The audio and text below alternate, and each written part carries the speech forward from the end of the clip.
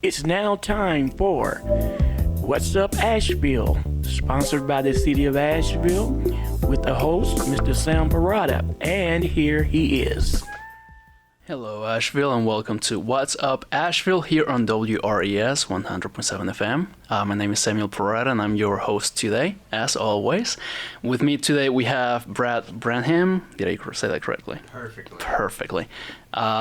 With the legal department. Brad, you are the city attorney for the city and director of the legal department. How are you today? I'm doing very well, Sam. Thank you so much. Perfect. I can hear you fine now. So, Brad, what is it exactly that you do for the city? Well, most of the time, I just tell people I'm the city's attorney. Now, what does that mean? It gets confused lots of times. People think I'm the district attorney. People think I'm an attorney available for the public at large. Mm-hmm. I am an attorney for the city. If the city was a person and it hired an attorney, that would be me. In fact, it's a state law that says all cities have to appoint an attorney. So I'm really lucky that law exists because it gives me a job. So does, yeah. I am the person who is the City of Asheville's attorney. So anytime the city gets sued, and I assume it happens more often than people would think. A lot more than people would think, in fact. So yes, that's exactly right. I'm the guy. You're the guy.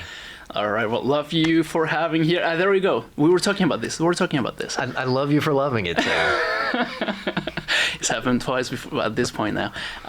Thank you for being here. And, I know that with a job, legal, it can get a little messy. A lot of misconceptions happen.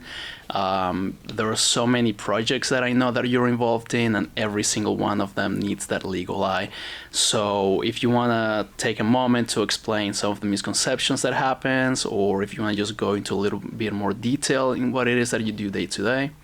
Yeah, absolutely. So it's interesting to try to explain what I do to people because it encompasses so many things. I always remind people that you hear a lot of times about major companies and corporations having attorneys, and that makes perfect sense to people. But why does a city or a government need an attorney? Believe it or not, the city's a corporation. It's what's called a municipal corporation. So just like Apple or Google or Ford, any of these big companies, the city, like all cities, is a corporation. So we enter contracts, people sue us, sometimes we have to sue people, but everything that we do almost always has some kind of component that a lawyer needs to take a look at. And we also do something that I think most people are familiar with. We write laws. We have local laws and rules, and those are things that we not only help write, but we make sure that the laws we have in place are legal. So we can't just make any law.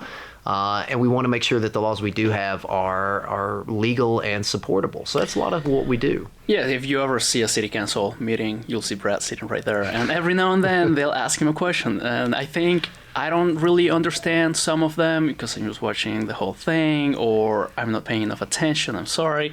But I think it all boils down to, is this legal? And then you have to jump in and say, yes, it is. It's the first question that the first sentence of every question that I always get is, Brad, is this legal? So that's really the best way to describe my job. I'm the person who gets to answer that question for the city. And then you, I guess, help write the laws and everything else. We do.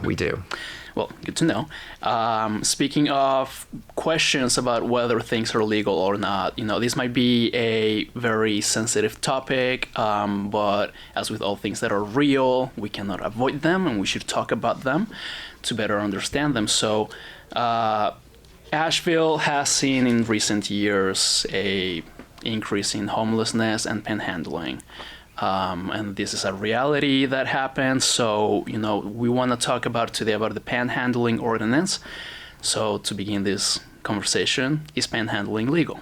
Great question. And I want to start out by saying that this is a situation, this is a topic that's not just about Asheville. This is something that has been going on for a long time, but it's affecting cities and counties and towns and villages throughout this country. So this is something that we're not alone in, but we are here as a municipal government and we have to look out for what's going on in Asheville. So to answer your question is it legal to panhandle? As every lawyer always says, it depends. It's more complicated than that, and no attorney can ever just give a yes or no answer. But let me say, if I did have to give a yes or no answer, yes, it is legal to panhandle. And what that means is that This is something that our Supreme Court, the highest legal authority in this country, has said that this particular activity, asking someone for a donation of goods or money, is protected under our Constitution. So at a very basic level, yes, panhandling is legal. But then the second sentence, the lawyer in me comes out and says, but it's legal, but you can regulate it. You can say, at what point does it go too far? And that's what we, and I think most cities and states that you're going to find around the country have done. Where is the limit where we have to regulate something that is legal, but how far is too far? Mm-hmm. And here's where, people might come in and say, oh, well, this is the government overreaching its authority or whatever. And, I feel like working for the city now for almost 2 years at this point, I've come to understand it better and realize that we do things because it's important and there's actual good reasons why. And I feel like regulating something like this has more to do with safety than anything else. Yeah, so I like to say that first and foremost, it's a fair question for anybody to ask. Is this government overstepping? The same as it's fair to ask, is government doing enough? Mm-hmm. And I like to think of it in both of those terms because the city, in almost anything it does, and any rule or regulation or law that it has, we're trying to balance those interests. It's all about balancing because something can absolutely be legal and we should protect those things that are legal. But we should also remember, if at some point it begins to affect the rights and the safety of others, we have to figure out ways to balance those interests as well. So what we have tried to do in Asheville is make sure that we are protecting everyone's constitutional right to ask for donations, ask for money, to provide for themselves when they need to, but also try to find those areas where there may be problematic instances of panhandling or begging and figure out ways to provide for safety for everyone. And not just for the people who might be having someone ask them for money, but also for the people who are asking for money as well. That's every bit as important. Mm-hmm. And so the city worked together, I guess, multiple departments to create a little flyer that I'm holding right here on the best, safest ways to either give money or ask for money.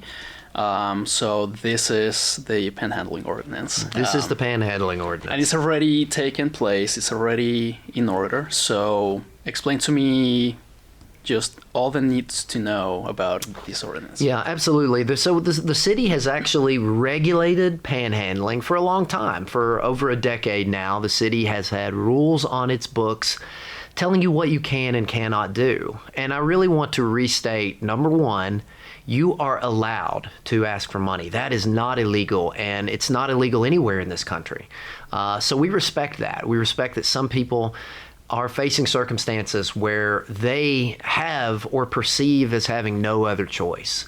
So we're not going to, number one, criminalize poverty.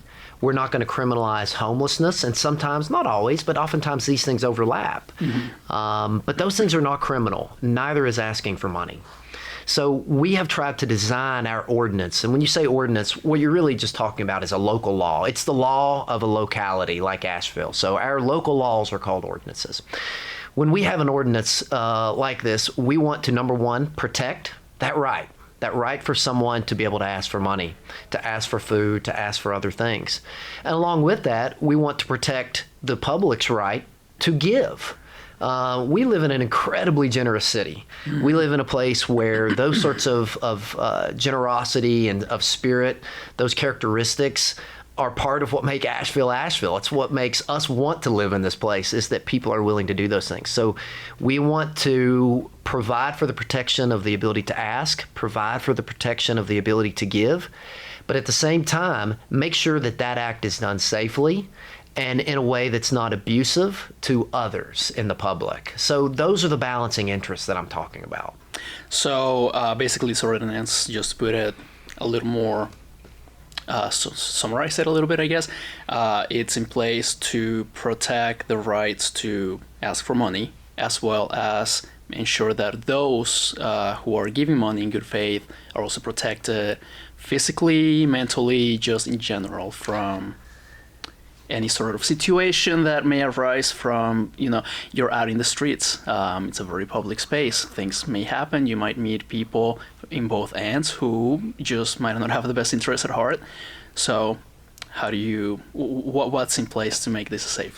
Yeah, that's a great question too. So getting into the details of the ordinances, and I say the ordinances in plural because we really have two. Okay. So we have an ordinance that deals with panhandling of pedestrians. So that's if I were to walk up to you at the street later on today and ask for a donation of money or something, that's the pedestrian, okay? That's people just on the street, person to person.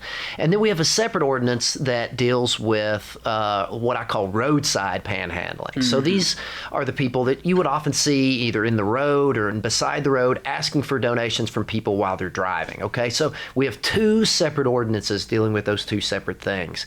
But both of them are the same. They try to say, number one, you're allowed to do it, but you must do it safely. Okay, you must do it safely for yourself, and you must do it safely for the public at large. So let me give an example. When we're talking about pedestrian panhandling, you are allowed to ask for money. Okay, if I were downtown, I could hold a sign right now that says, I'm facing difficult life circumstances. Anything helps. If you could donate some food or money, you're allowed to do that right now. What you're not allowed to do, though, is you're not allowed to use aggressive behavior and language. You're not allowed to block someone who's trying to walk past you. If someone says no, you're not allowed to continue to aggressively ask and ask and ask. You're not allowed to follow that person. We have several limitations very specifically designed for safety. So another example, we now have a lot of these outdoor dining areas in the city. And you've seen a lot of those pop up and grow in popularity. If someone is sitting in one of those areas, either they're working as a waiter, as an employee of a restaurant, or they're eating in one of those establishments, someone is not allowed to come up either into that area or beside it and panhandle to those individuals, okay? Right. You're not allowed to do this while someone's at a financial institution, like at an outdoor ATM. These are designed because those are especially sensitive and vulnerable places, okay? So again, you're balancing the interest. You want to give someone the right to ask, but it can't be in areas where there is maybe a safety concern, and it can't be in areas where someone is going to feel especially vulnerable to that, okay? So that's really the structure of our ordinance now, is you can do it, but you've got to respect these limitations. You're also not allowed to do it while you're on the influence of any drugs or alcohol. After hours, meaning basically during the nighttime, okay? Because again, people are not going to feel as safe having those interactions with someone they don't know. Those are the kind of limitations that we have. And this brings me to another difficult topic. And again, I don't want to throw anyone under the bus. And specifically because, I have never been in a situation where I have to ask for money. And I would imagine that it's extremely stressful and just not a situation you ever want to find yourself in. But what happens if me as a member of the public, if I'm approached by Brad, who is under the influence of alcohol, asking for money? What is the best course of action, and is there a way for me to maintain my safety in a situation like this? First let me say, the same as we will protect someone's right to give, we protect someone's right to say no. Okay, especially in a circumstance where you just may not feel safe, either because of the way the person is acting, who's making the request, or just where you're at, what time of day it is. Any of these things may make someone feel unsafe about the situation, and someone who may absolutely want to give. Maybe they want to give to that person, maybe they want to give to some other charitable organization, but at this point, at this time, they don't feel that they're safe to do so, and they want to move away from that circumstance. First and foremost, you're allowed to always say no, okay? The law that we've put in place is designed that if you say no and you move away, that person is not allowed to continue to ask, to harass, or any take it further, obviously. And in those circumstances, if someone were to break those rules, we want you to feel absolutely safe reporting that to the city. If it's a really dangerous circumstance, we absolutely encourage you to contact the emergency line, either through APD or 911 directly. Hopefully, a lot of people have cell phones now, but take any action you can to make yourself feel safe. Again, these rules are set up to provide for the safety of the asker and the person being asked. But some people will break the rules. We just see that. That's why we have to have these rules. Yeah. And we want to make sure that everybody feels empowered in any dangerous situation to call 911 and make sure that they get the help they need to feel safe or to be protected. Sounds good. Thank you for answering that. As you were answering that, you mentioned something else, and I think it's a really good way to find a middle ground in, if you feel charitable, if you want to give, but you don't know how, if you don't feel comfortable approaching someone in the street. What are the best practices to give money outside of giving it to a panhandler? Yeah, absolutely. A great question. As I said earlier, we value generosity at the city. We believe that that is a cornerstone of what makes Ashevilleans, and Western North Carolinians the kind of people that we want to live with. It's why we moved here. It's why we moved here. That is the spirit of Asheville. But in some circumstances, we cannot obviously guarantee that the money, especially money that is given to individuals, will be used to help their situation, even in the short term. We always want to remind people that it's your right to give to those individuals, and we support that, and we will protect that. But we also want to remind you that we have a community filled with absolutely invaluable resources that are doing so much to provide services, resources, housing, food, supplies to these individuals in need. And they are always going to need other funds and resources as well. And we absolutely encourage people to take a look at some of the options that are out there to give directly to those service providers, because even though you hope that your dollars given to any person on the street who might need those things, that it's going to be used to help them out of that situation or to improve it, oftentimes it's those service providers who are the ones who can absolutely ensure that they get what they need in the right way. So we really encourage people to give some thought to providing your donations directly to those service providers. And our pamphlet, I think, gives a really good list of some of who those options are. Yeah, here in the back. And, I don't know exactly yet where these flyers are going to go. I know I'm going to leave some here at the station. I think they're going to be in community centers, but outside of that, if you see it, take it. It's going to be very helpful. I read it this morning, and it has a lot of great information. And some of these places that you can provide, donations to are churches, charity organizations, non-for-profit or service organizations. There's not an actual list of the actual places, but it's a good place to start. It's a wonderful place to start, and we highly recommend those particular providers as ones who have a proven record of helping people. And that's the most important goal. Mm-hmm. And, it's your choice who you give money to. So we're not saying that this is the only way, but it is definitely a way that, falls into place with the ordinance. And, you can be certain that the money is going to be used in the right ways, the most beneficial ways. I think so. And that's really important to us. You can give who you want to give to. But we've got some really good options out there that gives it directly to the services that are being provided. And then that it might not be used for something that's not going to help that individual. And at the same time, this is not just organizations that you can go to donate, but I assume these are also organizations that you can go to seek the help that you need. Absolutely, and we would encourage anybody to take advantage of that. We're so lucky to have these providers in our community who can give these sorts of things. And it's not just money. They will take donations of clothing and food, depending upon who they are. All of these things matter, and these are the things, especially this time of year. It's getting colder. We're coming up on the holidays. I hope that people will tap into the generosity of this particular season and use it as a springboard to do more than you've done before. The more that we do as a community, not just as a city. The city is always going to be a part of this, but it's a community that's required for solutions to tackle some of these big problems. Yeah, and give out food, give out non-perishables, give out blankets, clothes that you don't use anymore, and give out toys that your children grew out of using. There's so much that you can give outside of money. And I guess your time too, if you want to volunteer. Absolutely.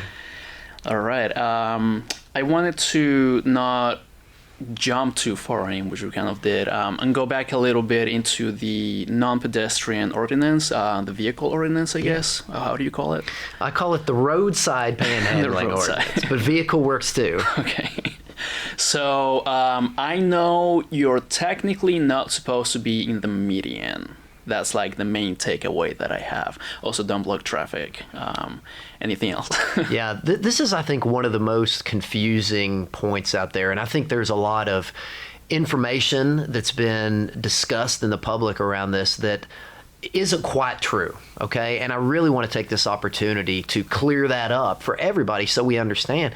This is something we're seeing more and more. People who are panhandling on the side of the road, who are asking for donations.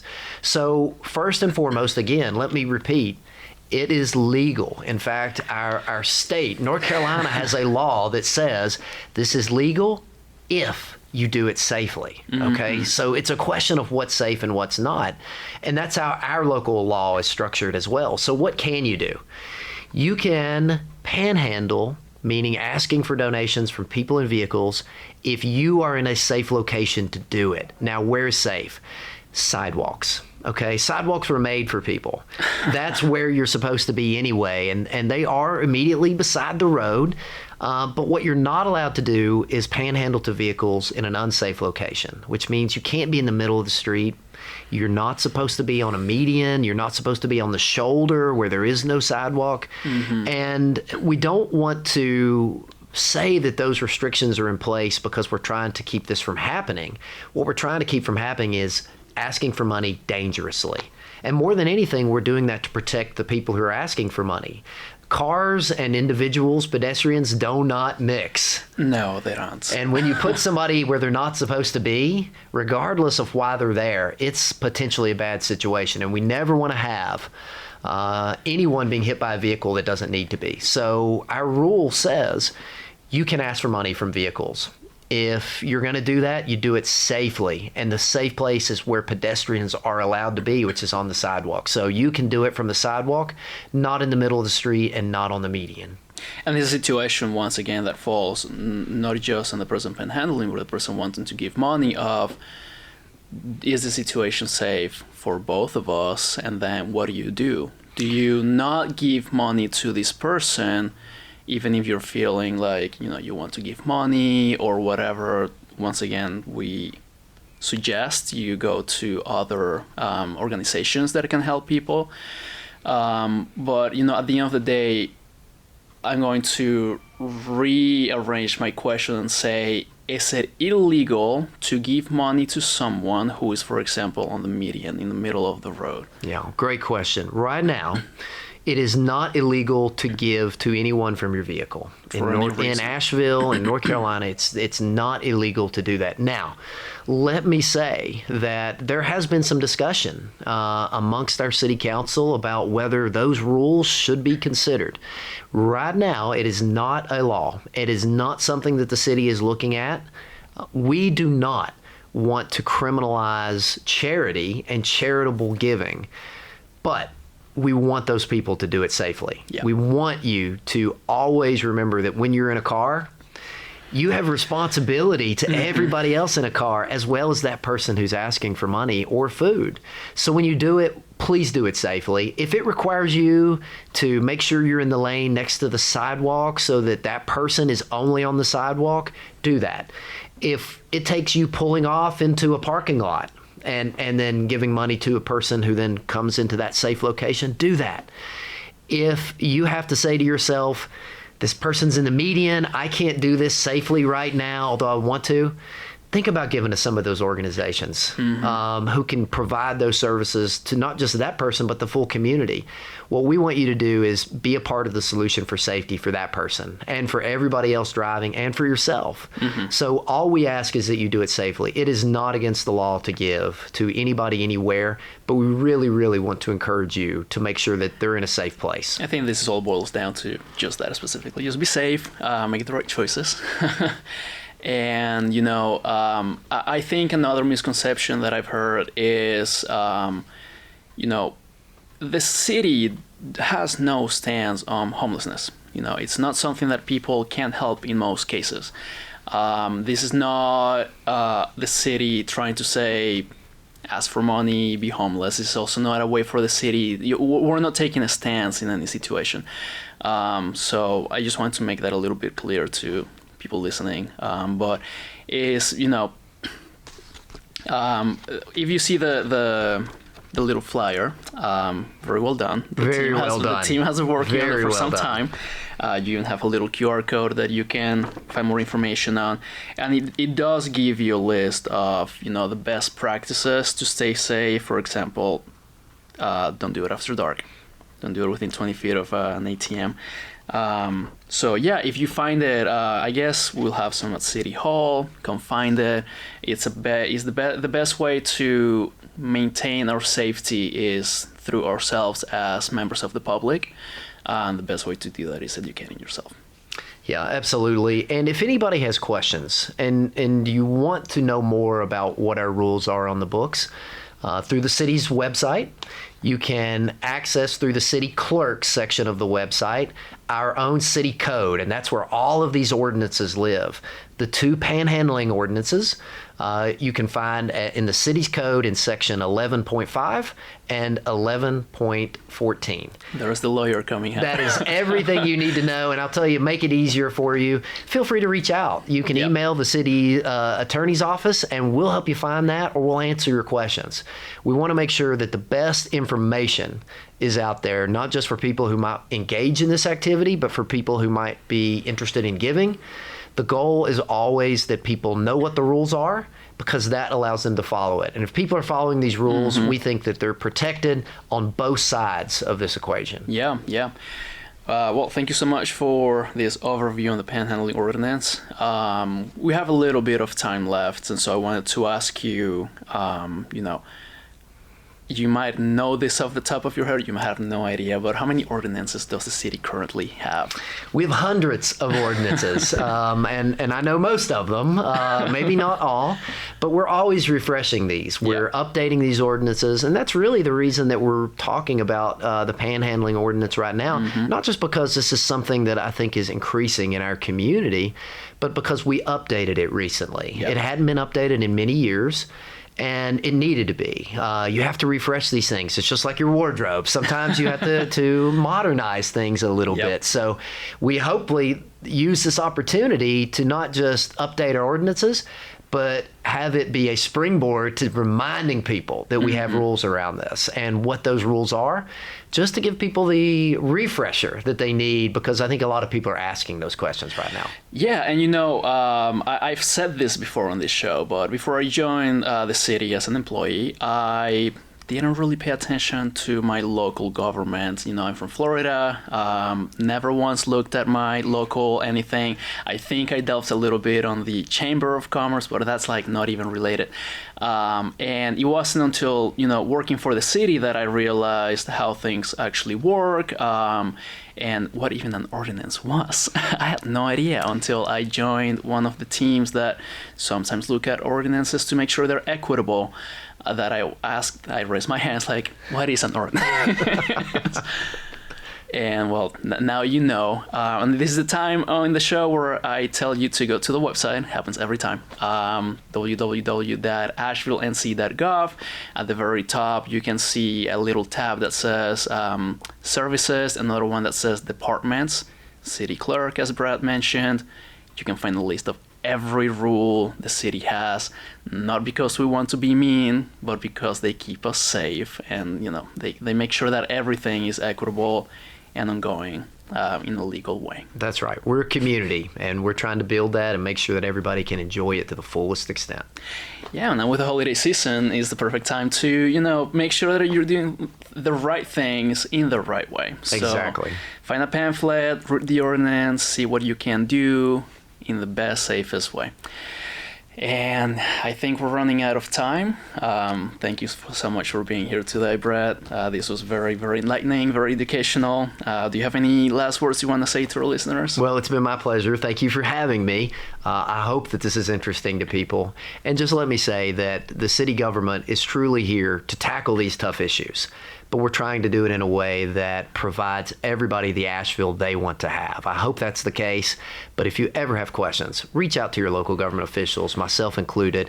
We want to help you understand, and we want you to help us understand what gets Asheville to that perfect place. Yep, and it's an invitation to come to City Hall. Brad's there every single time. Every single time. All right, this has been What's Up Asheville with your host Sam Parada here on WRES 100.7 FM. I'll see you next time and have a very happy holiday, Asheville. You've been listening to What's Up Asheville, sponsored by the City of Asheville in collaboration with WRS 100.7 FM. This program will re-air every Monday, Wednesday, and Friday at 12:30. Thank you for listening.